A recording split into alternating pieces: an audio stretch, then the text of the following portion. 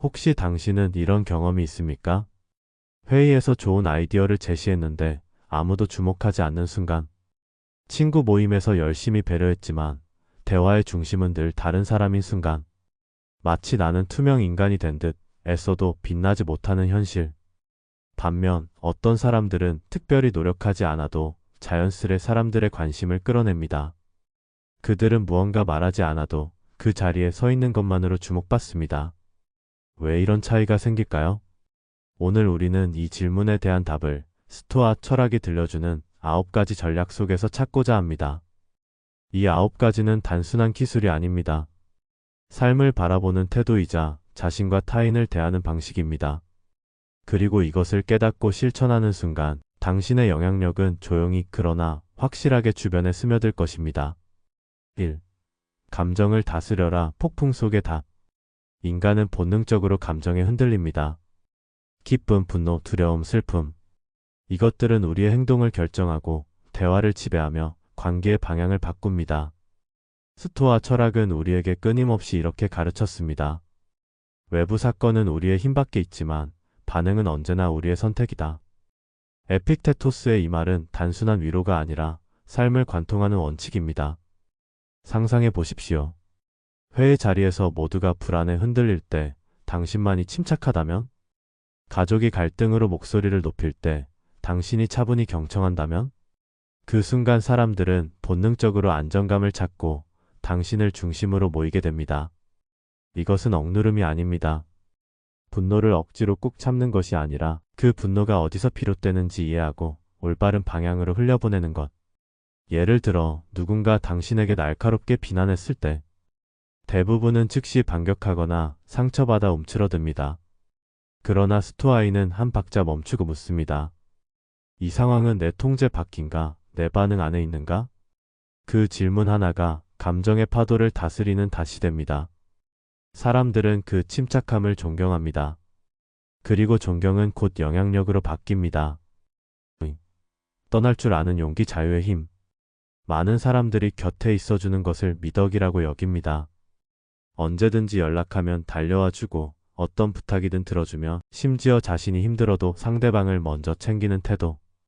처음에는 그것이 헌신처럼 보입니다. 그러나 시간이 흐르면 그 헌신은 서서히 가벼워집니다. 당연한 것이 되어버리고 고마움은 사라지고 기대만 남습니다. 이것이 바로 늘 곁에 있는 사람이 겪는 아이러니입니다. 자신을 소모하며 남을 붙잡을수록 오히려 가치는 줄어드는 것입니다. 스토아 철학자 세네카는 이렇게 말했습니다. 진정으로 가난한 사람은 가진 것이 적은 이가 아니라 끝없이 덜을 원하는 자다. 이 말은 단순히 물질적 욕망에 국한되지 않습니다. 관계에서도 마찬가지입니다. 타인의 인정과 관심을 끊임없이 구하는 사람은 언제나 부족함을 느끼며 스스로를 더 하찮게 만듭니다. 반대로 자기 가치를 아는 사람은 압니다. 때로는 떠나야 한다는 것을. 떠난다는 것은 단절이 아닙니다. 자신의 가치를 회복하는 행위이며 자신이 결핍이 아닌 충만한 존재임을 세상에 드러내는 선택입니다. 연인 관계에서 늘 한쪽이 모든 것을 양보한다면 어떻게 될까요? 처음엔 고마워하다가도 결국엔 원래 저 사람은 늘 그렇게 해주니까라는 인식이 생깁니다. 존중은 사라지고 의무만 남게 됩니다. 직장에서도 마찬가지입니다. 항상 야근을 자처하고 늘 희생하는 사람은 처음엔 칭찬받습니다. 그러나 시간이 지나면 그건 내가 원래 하는 일이잖아라는 말이 돌아옵니다. 헌신은 더 이상 특별함이 아니라 착취의 대상이 됩니다. 이때 필요한 것이 떠날 줄 아는 용기입니다. 그 자리를 과감히 벗어나며 이렇게 말하는 힘입니다. 나는 여기서 더 이상 내 가치를 찾을 수 없다. 떠남은 두려움을 동반합니다. 내가 이 관계를 끝내면 나는 혼자가 되는 건 아닐까? 내가 이 회사를 나가면 다른 기회를 얻을 수 있을까? 스토아 철학은 우리에게 이렇게 묻습니다. 진정한 자유는 내가 통제할 수 없는 것에 의존하지 않을 때 시작된다. 사람들의 인정, 직장의 보장, 관계의 안전망. 이것들은 모두 외부 조건입니다. 외부에만 매달리면 우리는 언제나 불안에 휘둘립니다. 그러나 내 안에서 가치와 자존감을 세운 사람은 압니다. 내가 떠나더라도 나 자신은 무너지지 않는다는 것을. 심리학적으로도 이 전략은 강력합니다. 사람들은 손실 회피 성향을 가지고 있습니다. 즉, 어떤 것을 얻는 기쁨보다 잃는 고통을 훨씬 크게 느낍니다. 당신이 늘 곁에 있을 때는 당신의 가치를 인식하지 못합니다. 그러나 당신이 한 발 물러서는 순간 사람들은 깨닫습니다. 아, 저 사람이 없으니 이렇게 허전하구나. 그 공백은 곧 당신의 힘이 됩니다. 떠난다는 것은 무심함이 아닙니다. 오히려 가장 적극적인 자기 존중입니다. 그 속에는 메시지가 담겨 있습니다. 내 존재는 선택이 아니라 특권이다. 그리고 세상은 그 메시지를 읽습니다. 그제야 사람들은 당신의 시간, 당신의 노력, 당신의 곁을 더 소중히 여기고 더 간절히 붙잡으려 합니다. 떠날 줄 아는 용기. 그것은 단순한 기술이 아니라 존엄을 지키는 힘이며 자유를 지배하는 권리입니다. 3. 호혜의 원리 보이지 않는 끈. 우리는 모두 누군가의 작은 친절 앞에서 마음이 흔들린 경험이 있습니다. 길을 가다 누군가 문을 잡아주었을 때, 예상치 못한 격려를 들었을 때, 혹은 사소한 선물을 받았을 때, 그 순간 우리는 설명할 수 없는 책임감을 느낍니다. 언젠가 반드시 그 은혜를 되돌려 주어야 한다는 마음, 그것이 바로 호혜의 본능입니다. 스토아 철학자 세네카는 이렇게 말했습니다. 가르칠 때 우리는 배우고 줄 때 우리는 받는다. 호혜는 일방적인 베풀미 아닙니다. 주는 사람조차도 동시에 성장하고 받는 사람은 다시 주고 싶다는 충동을 느낍니다. 이 주고받음의 흐름은 눈에 보이지 않지만 인간관계를 가장 단단히 묶어주는 끈이 됩니다. 고대 로마 사회에서 호혜는 공동체를 유지하는 근간이었습니다. 권력자들은 경기와 축제를 열며 시민들에게 베풀었고 시민들은 그 은혜를 잊지 않고 충성을 바쳤습니다. 물론 때로는 그것이 계산된 정치적 행위로 변질되었지만 그 뿌리는 인간 본성에 내재된 상호성의 힘이었습니다. 현대 심리학 역시 이 원리를 확인했습니다. 한 사회학자가 수백 명의 낯선 사람에게 크리스마스 카드를 보냈을 때 상당수가 답장을 돌려주었습니다. 전혀 알지 못하는 사람임에도 받은 친절을 돌려주고 싶은 충동이 그들을 움직인 것입니다. 이처럼 호혜는 사회적 규범을 넘어선 인간 심리에 깊이 새겨진 자동 반응입니다. 일상의 예를 떠올려 보십시오. 직장에서 동료가 당신을 도왔을 때 당신은 반드시 그 은혜를 갚고 싶어집니다. 친구가 당신을 위해 시간을 내주었을 때 당신은 무의식적으로 그 친구의 부탁을 쉽게 거절하지 못합니다. 작은 호의가 쌓이고 쌓이면 관계는 신뢰로 이어지고 그 신뢰는 다시 영향력으로 바뀝니다. 호혜의 법칙은 사람들 사이에서 가장 오래된 힘이자 가장 은밀한 힘입니다.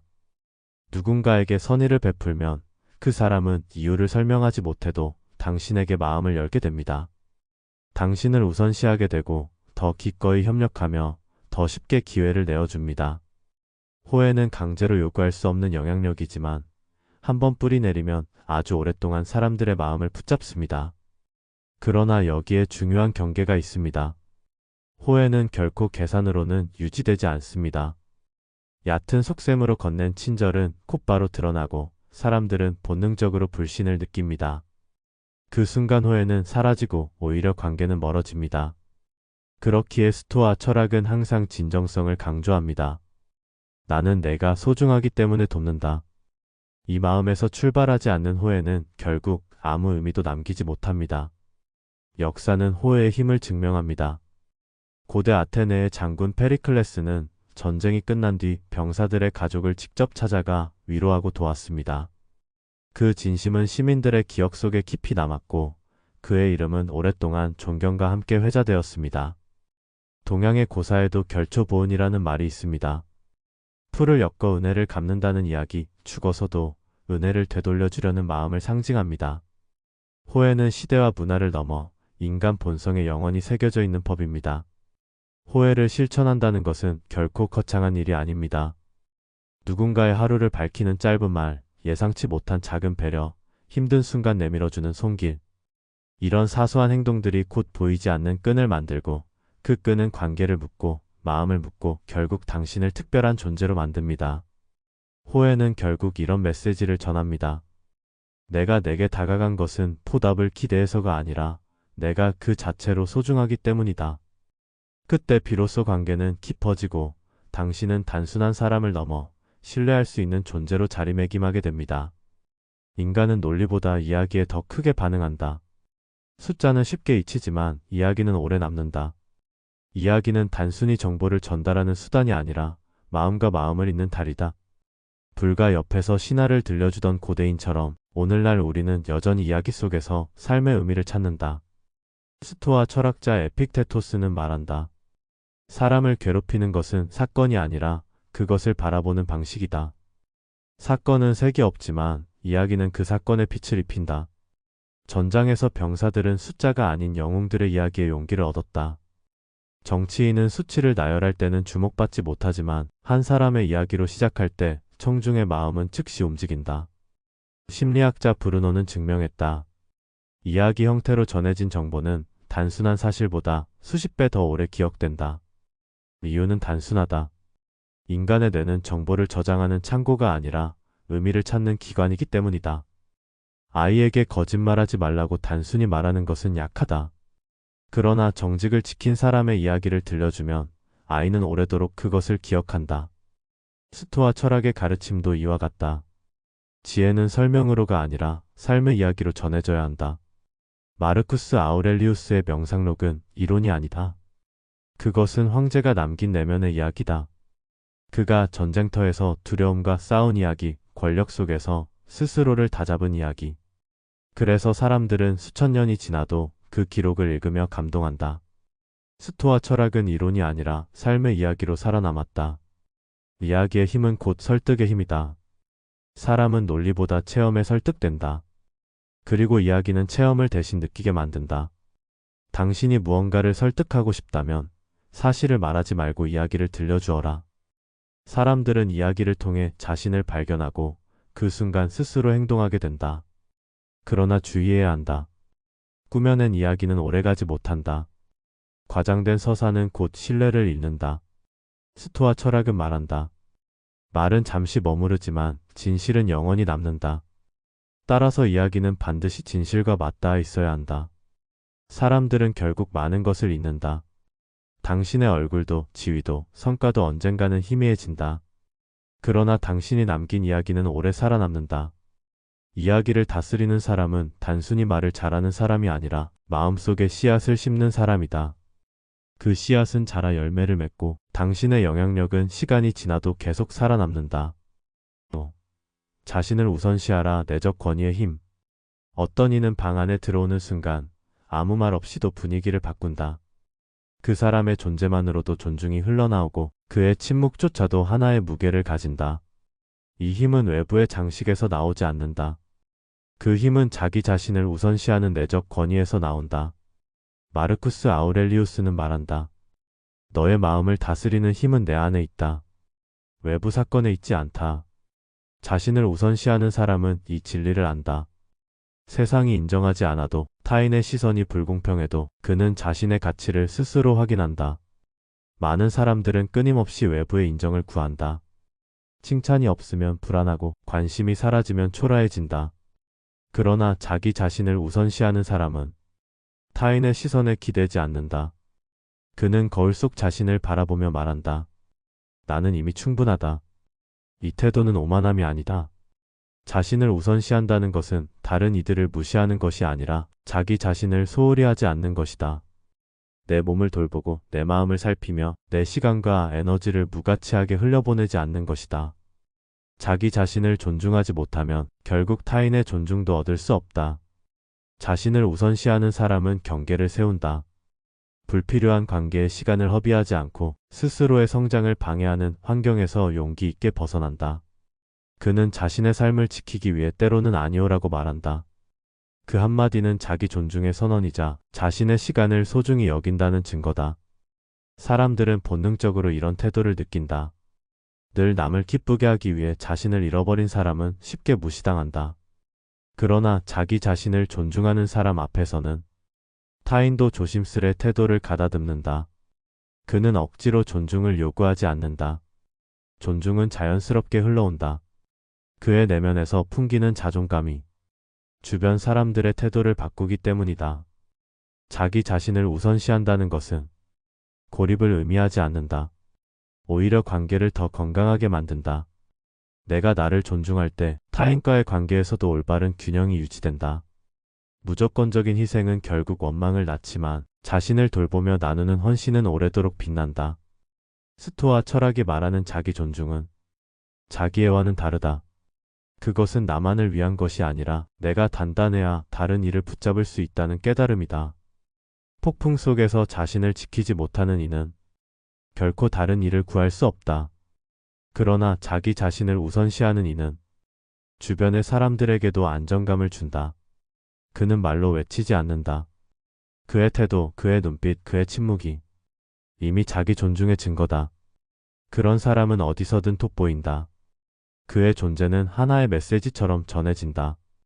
나는 나를 존중한다. 그러니 너도 나를 존중하라.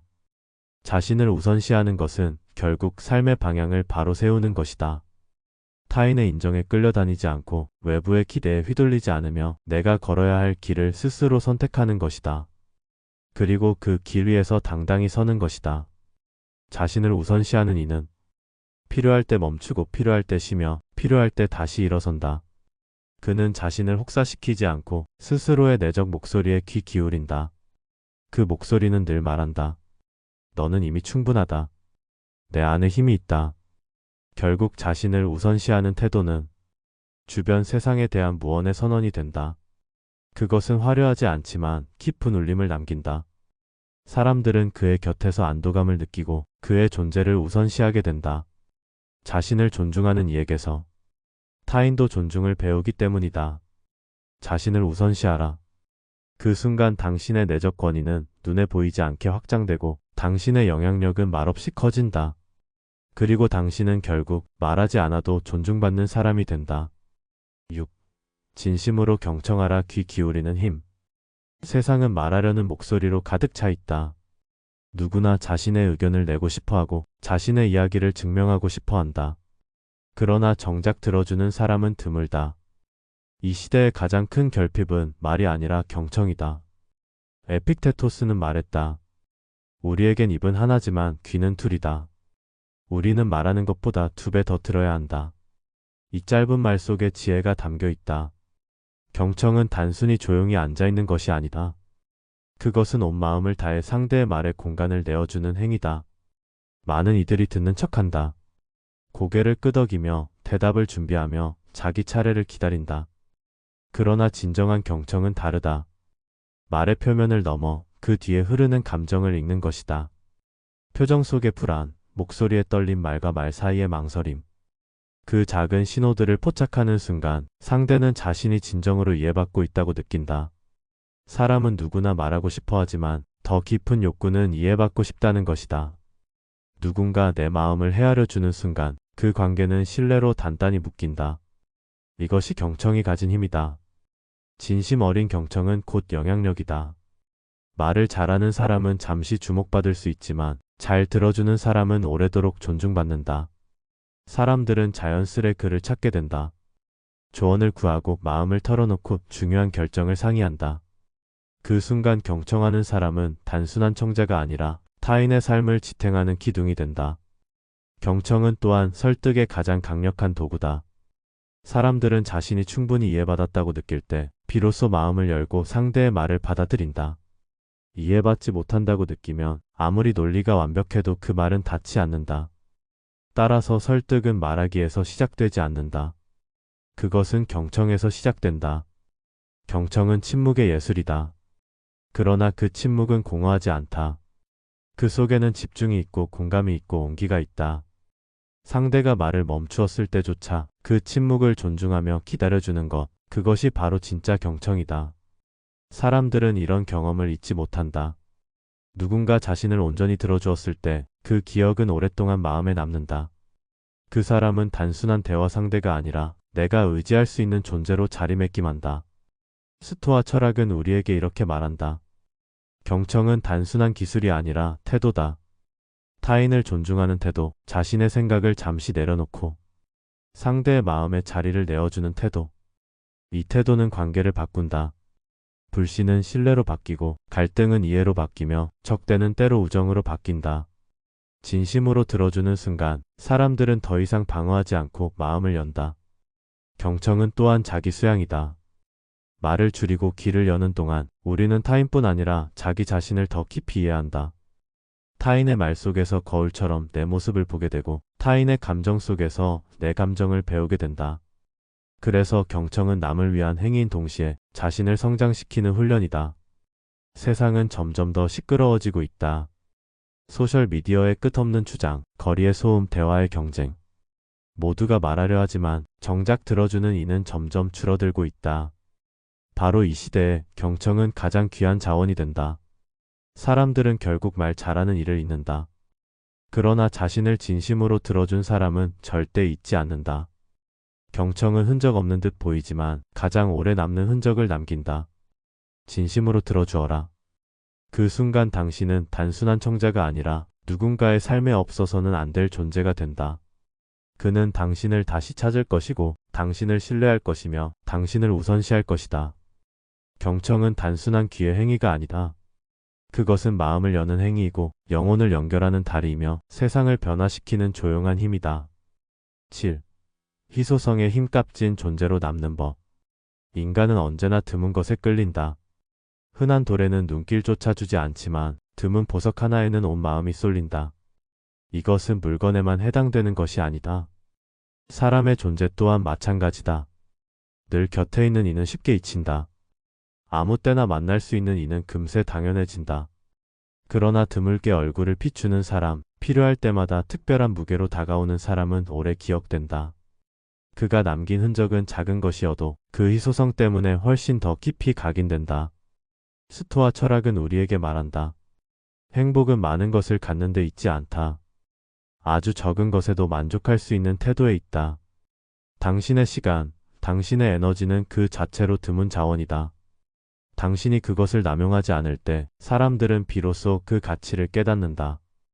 회의 자리에서 모든 이가 열정적으로 발언한다고 상상해보라. 목소리가 넘쳐나고 주장들이 얽히는 가운데 짧고 단호하게 말하고 물러나는 사람이 있다. 사람들은 오히려 그 한마디를 가장 오래 기억한다. 그는 많은 말을 하지 않았지만 그의 말은 누구보다 큰 울림을 남긴다. 그 이유는 단순하다. 그것이 드물었기 때문이다. 사람들은 쉽게 얻을 수 없는 것에 더 큰 가치를 부여한다. 이것은 단순한 사회적 습관이 아니라 우리 뇌 속에 깊이 각인된 심리다. 심리학자들은 이를 희소성의 법칙이라고 부른다. 손에 넣기 어렵다고 느껴질수록 그것은 더 간절히 원하는 대상이 된다. 그리고 사람은 그것을 잃지 않기 위해 더 많은 노력을 기울인다. 관계에서도 마찬가지다. 늘 먼저 연락하는 사람은 종종 가볍게 여겨진다. 언제나 비워두는 사람은 오히려 소중함을 잃는다. 그러나 가끔만 나타나지만 그때마다 깊은 대화를 나누고 의미 있는 시간을 함께하는 사람은 언제나 특별한 존재로 남는다. 그는 단순한 지인이 아니라 오래 기다린 끝에 만나게 되는 귀한 손님이 된다. 그러나 희소성은 단순히 자취를 감추는 것이 아니다. 무작정 사라지는 것은 공백만 남기고 결국 잊혀질 뿐이다. 핵심은 존재의 밀도다. 짧게 머물더라도 그 순간 전심을 다해 의미를 남기는 것. 사람들은 그 기억을 오래 간직하고 당신을 다시 만나길 기다린다. 스토아 철학자 마르쿠스 아우렐리우스는 말했다. 행복은 내 마음속 태도에 달려있다. 당신이 스스로의 시간을 소중히 여길 때 타인도 자연스럽게 그 가치를 존중하게 된다. 희소성은 억지로 만드는 것이 아니라 내 시간을 함부로 낭비하지 않겠다는 태도에서 시작된다. 희소성은 곧 경계이자 메시지다. 내 시간은 값지다. 내 존재는 언제나 당연한 것이 아니다. 이 메시지를 전할 수 있을 때 사람들은 당신을 가볍게 다루지 않는다.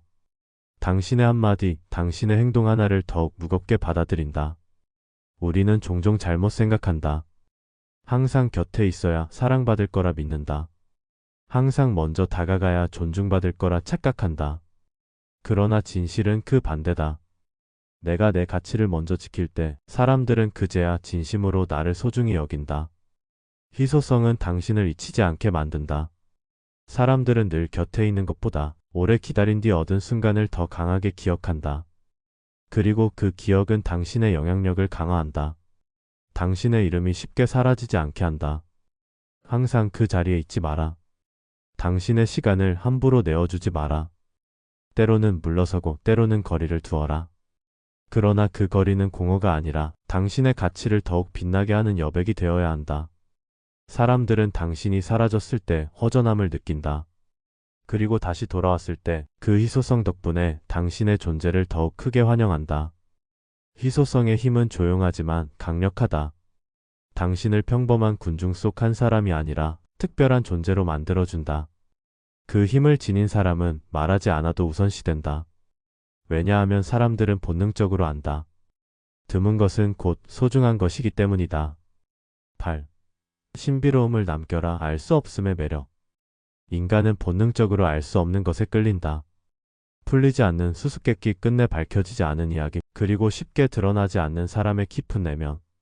우리는 늘 그 빈칸을 채우고 싶어하고 그 빈칸이 클수록 호기심은 더욱 커진다. 그러나 오늘날의 세상은 모든 것을 과도하게 드러내는 시대다. 우리는 삶의 순간을 즉시 공유하고 생각과 감정을 끊임없이 퍼붓는다. 그 속에서 신비로움은 점점 사라진다. 모두가 말하고 모두가 보여주며 아무것도 숨겨지지 않는 소란 속에서 정작 주목받는 사람은 적다. 이때 드물게 나타나는 존재가 있다. 모든 것을 말하지 않고 모든 것을 보여주지 않으며 필요한 순간에만 자신을 드러내는 사람. 그 사람은 곧 하나의 수수께끼가 된다. 그리고 사람들은 본능적으로 그를 더 알고 싶어 한다. 스토아 철학은 우리에게 경고한다. 다수의 소란 속에서 너 자신을 잃지 말라. 너의 침묵이 너의 가치를 지킬 것이다. 신비로움은 침묵에서 태어나고 절제에서 빛난다. 과하게 드러내지 않는 태도는 곧 깊이의 증거가 된다. 사람들은 당신이 모든 것을 쉽게 내어놓지 않을 때 당신의 말 한마디, 당신의 행동 하나에 더 집중한다. 왜냐하면 그것이 드물게 얻은 단서이기 때문이다. 그 단서를 통해 사람들은 상상한다. 당신이 어떤 사람일지, 어떤 생각을 감추고 있을지, 그리고 그 상상은 당신을 더욱 특별하게 만든다. 신비로움은 거리를 만든다. 그러나 그 거리는 차가움이 아니라 궁금증으로 가득 찬 여백이다. 그 여백은 사람들의 마음속에서 끊임없이 자라며 당신을 잊지 못하게 만든다. 과도한 친절은 쉽게 소모된다. 과도한 설명은 신뢰를 잃는다. 그러나 절제된 노출, 조심스러운 말투, 필요한 순간에만 드러나는 진심은 사람들을 더 깊이 붙잡는다. 역사 속 인물들을 떠올려보라. 많은 군중을 이끈 지도자들은 항상 모든 것을 다 말하지 않았다. 그들은 침묵 속에서 무게를 지켰고 필요할 때 짧게 던진 말이 세상을 움직였다. 마르쿠스 아우렐리우스 역시 그러했다. 그의 기록은 길지 않았지만 짧은 글귀 하나가 수천 년 동안 울림을 남겼다. 말하지 않은 여백이 있었기에 그의 사상은 더 깊이 남았다. 신비로움을 남기는 것은 거짓으로 자신을 꾸미는 것이 아니다. 꾸며낸 이야기는 언젠가 무너지고 허위의 이미지는 결국 드러난다. 진짜 신비는 선택적 침묵에서 나온다. 내가 무엇을 말할지, 무엇을 보여줄지 스스로 고르는 태도. 그 절제가 곧 사람들의 호기심을 자극한다. 사람들은 끊임없이 당신의 다음 행동을 기다리게 된다. 당신의 다음 말, 다음 선택, 다음 걸음을 예측하려 한다. 그 기다림은 당신의 존재를 더 크게 만든다. 말하지 않아도, 드러내지 않아도 이미 당신은 그들의 생각 속에서 살아 움직이고 있다. 이것이 신비로움의 힘이다. 당신은 한순간의 화려함이 아니라 오래도록 마음속에 남는 수수께끼가 된다. 신비로움을 남겨라. 모두가 다 말하는 시대에 침묵을 택하라. 모두가 다 보여주는 시대에 일부를 감추어라. 그 절제가 당신을 특별하게 만들고 당신의 존재를 오래도록 기억하게 한다. 사람들은 결국 쉽게 얻을 수 없는 것에 끌린다. 그리고 신비로움은 가장 오래된 매혹의 형태다. 당신이 모든 것을 드러내지 않을 때 사람들은 당신을 단순한 사람이 아닌 깊이를 가진 존재로 기억할 것이다. 9. 전략적 침묵. 말하지 않는 힘. 대부분의 사람들은 말이 힘이라고 믿는다. 더 크게, 더 많이, 더 설득력 있게 말하는 것이 곧 영향력이라 여긴다. 그러나 진정한 힘은 때로 말하지 않는 것에서 나온다. 침묵은 겉보기엔 수동적이지만 사실은 대화를 지배하는 가장 은밀한 도구다. 뜨거운 논쟁 속에서 목소리가 얽히고 회의 자리에서 수많은 주장이 오갈 때 대부분은 앞다투어 말하려 애쓴다.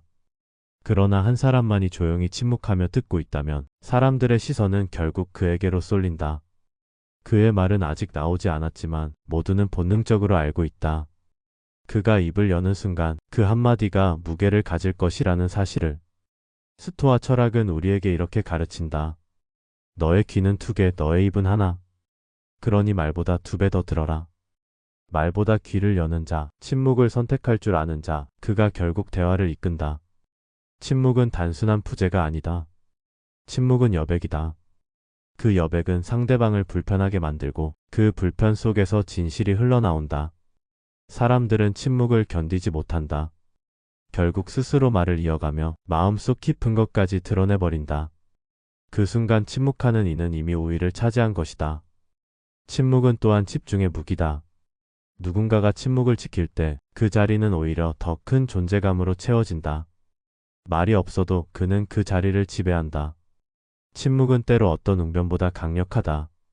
짧은 침묵 하나가 수많은 말보다 더 깊은 울림을 남긴다. 마치 음악 속의 쉼표처럼 소리의 공백이 음악을 완성하듯 침묵은 대화를 완성한다. 그 쉼표가 없었다면 음악은 단조롭고 지루했을 것이다. 마찬가지로 침묵 없는 대화는 깊이를 잃는다. 그러나 침묵은 단순히 말을 아끼는 태도가 아니다. 침묵은 선택이다. 언제 말하고 언제 멈출지 아는 지혜다. 무작정 침묵하는 사람은 소외되지만 적절한 순간의 침묵은 존중을 부른다. 때로는 분노 속에서 침묵해야 하고 때로는 경청 속에서 침묵해야 하며 때로는 말보다 무거운 의미로 침묵해야 한다. 침묵은 감정을 다스리는 힘이기도 하다. 분노가 치밀어 오를 때 즉시 말하면 상처가 남지만 잠시의 침묵은 그 말에 무게를 달아준다. 그 침묵 속에서 감정은 가라앉고 말은 더 단단해진다. 역사 속 인물들도 침묵의 힘을 알았다. 로마의 원로원에서 많은 정치인들이 목소리를 높일 때 가장 주목받은 이는 종종 말을 아낀 자였다. 그가 드문드문 던지는 한마디는 다른 이들의 긴 연설보다 훨씬 더 강한 무게로 받아들여졌다. 그 한마디는 신중한 침묵이 있었기에 울림을 가질 수 있었다. 동양에서도 비슷한 지혜가 전해진다. 묵어는 금이다. 이 오래된 말은 단순한 속담이 아니다. 침묵은 단순한 부재가 아니라 사람들의 마음을 움직이는 존재의 언어다. 그러나 주의해야 한다.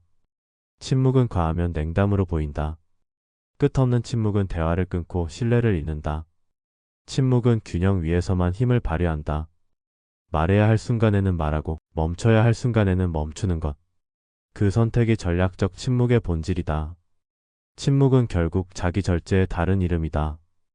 내 감정을 제어하고 내 생각을 다듬으며 말보다 더 큰 울림을 남기려는 태도. 사람들은 그런 침묵 속에서 깊이를 느낀다. 그는 말이 적지만 그가 말할 때 모두가 귀 기울인다. 전략적 침묵은 소리 없는 언어다.